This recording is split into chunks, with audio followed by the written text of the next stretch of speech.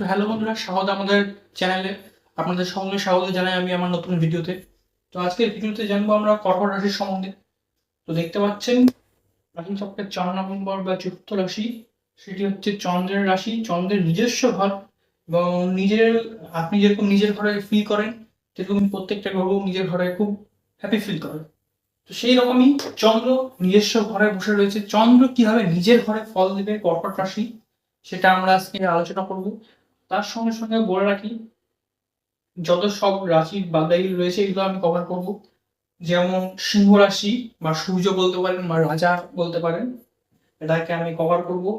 তারপর কন্যা, তুলা, বৃশ্চিক, ধনু, মকর, কুম্ভ, মীন, বাদ বাকিগুলো আমি কমপ্লিট করব। তো আপনারা মনোযোগ সহকারে দেখবেন। আর পরবর্তীকালে এই চার্ট শেষ হয়ে যাওয়ার পর আমি আপনাদের হাই লেভেলের যে সমস্ত কিছু হয় সে সমস্ত কিছু টিচিং দিব আপনাদেরকে। তো আজকে কর্কট রাশির সম্বন্ধে কিছু কথা বলতে হলে আমি আমি আপনাদেরকে অবশ্যই কিছু কথা বলবো তাদের পার্সোনালিটি সম্পর্কে। কর্কট রাশির লোকেরা সাধারণত খুব ইমোশনাল হয়, এবং এই গ্রহের যে মালিক, মানে এই রাশির যে মালিক, সেটা সাধারণত চন্দ্রদেব। আর চন্দ্রদেব হচ্ছে বোঝায় স্ত্রী তত্ত্বের কারক বা মেয়ে তত্ত্বের কারক বলতে পারেন, বা নারী তত্ত্বের কারক বলতে পারেন আপনারা। চন্দ্রকে সাধারণত রানী হিসেবে দেখা হয়, এবং সে মানুষের জীবনে সাধারণত মায়ের তত্ত্বকে মানে মাকে এক কথা রিপ্রেজেন্ট করে। তো চন্দ্র রাশির লোকেরা সাধারণত খুব মায়া হয়, তাদের মধ্যে মায়া থাকে। তারা দুর্ভিক্ষ বা সাধারণ মানুষের পাশে দাঁড়াতে চান। তারা খুব মায়া, তো তাদের মধ্যে একটা লক্ষ্য করা যায় যে মা যেরকম ভরণ পোষণ করে, তো তারাও সেরকম একটা কেয়ারিং নেচারে দেখতে পারেন আপনি। তারপর চন্দ্র যেহেতু এখানে রুল করছে, তারা খুব বেশি ইমোশনাল, তাদেরকে মনে কষ্ট দিবেন না। এক কথায় আপনারা বেশি ইমোশনাল হওয়ার কারণে আপনারা অনেক সময় কষ্ট পান, খুব সহজেই আপনারা রিলেশনশিপে চলে যান। আপনারা রিলেশনশিপে যাতে কোনো প্রবলেম হয় না, কিন্তু এই আপনারা যে এত বেশি ইমোশনাল, এর জন্য আপনাদের অনেক সময় মন ভাঙতে দেখা যায়। তো আপনাদেরকে আমি আরো কিছু কথা বলবো। সে সমস্ত কথাগুলি হলো, আহ, চন্দ্র যে ক্যারিয়ার, প্রথমে আমি ক্যারিয়ার নিয়ে বলবো, তারপর আমি আর কিছু কিছু কথা রিলেট করে দেবো। চন্দ্র ক্যারিয়ার নিয়ে বলতে হলে, চন্দ্র সাধারণত এখানে গান বাজনাকে বোঝায়, একটা আর্টিস্টিক নেচার থাকে এদের মধ্যে, কারণ এটা হচ্ছে জলরাশি একটি।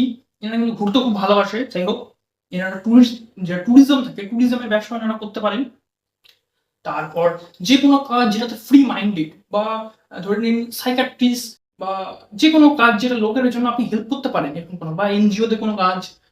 তারপরে ভালোভাবে ডক্টর হতে পারে, নার্স হতে পারে, সবথেকে বড় কথা, কারণ এদের মধ্যে একটা কেয়ারিং নেচারটা রয়েছে।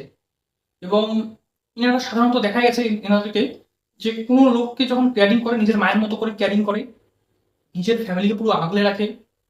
এনাদের মধ্যে যেহেতু মানে মেয়েদের কারকতা বেশি রয়েছে, তো অনেক সময় মেয়েদের মতো হয় কি, জাতক বা জাতিকারা, মানে মেয়েরা যেরকম, বা মা, বা যে নারীতত্ত্ব যেহেতু রয়েছে, তাই জন্য কোনো জিনিস সহজে ডিসিশন নিতে পারে না এনারা, খুব ক্রিটিক্যাল হয়ে যায়।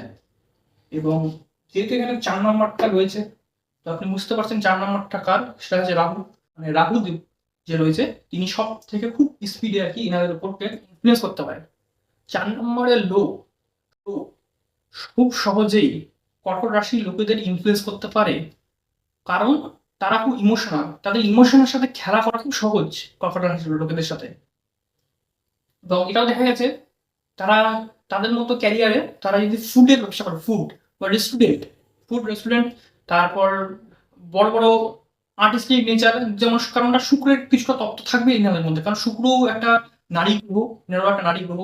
এনারা একটু মাতাকে রিপ্রেজেন্ট করে, আর শুক্র যেহেতু মানে সাধারণত কুমারী নারীদেরকে রিপ্রেজেন্ট করে, বা ছোট মেয়েদেরকে রিপ্রেজেন্ট করে।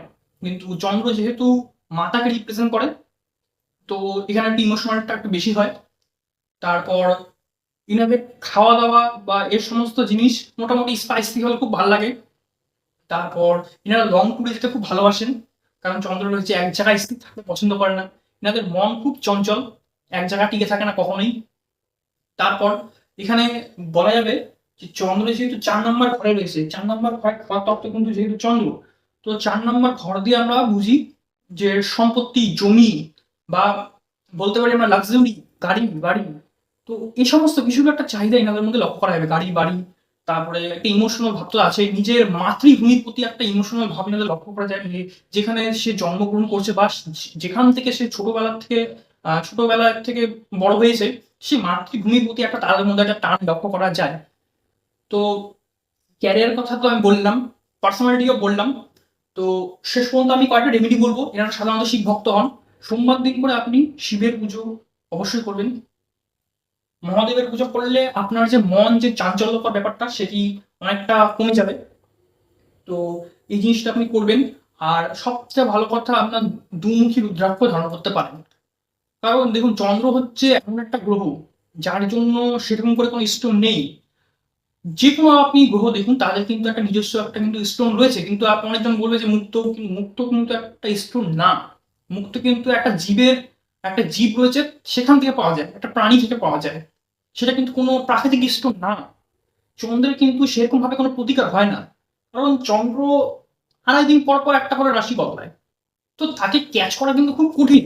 যেমন মন, আমি যেটা বললাম, কর্কট রাশির লোকেদের ডিসিশন খুব তাড়াতাড়ি চেঞ্জ হয়।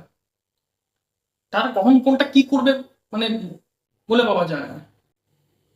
তো সেই জন্যই এই ২-৩টি রেমেডি ঠিকঠাক করুন।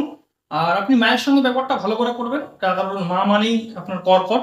যারা কর্কট রাশির লোকেরা, তাদের মায়ের সাথে ব্যবহার করবেন। কিংবা লাইফে বড় মেজর লাইফের জাম্পগুলো আপনি নিজের মায়ের কাছ থেকে পাবেন, বা মার সমতুল্য যাদেরকে আপনি মনে করেন তাদের কাছ থেকে আপনি পাবেন।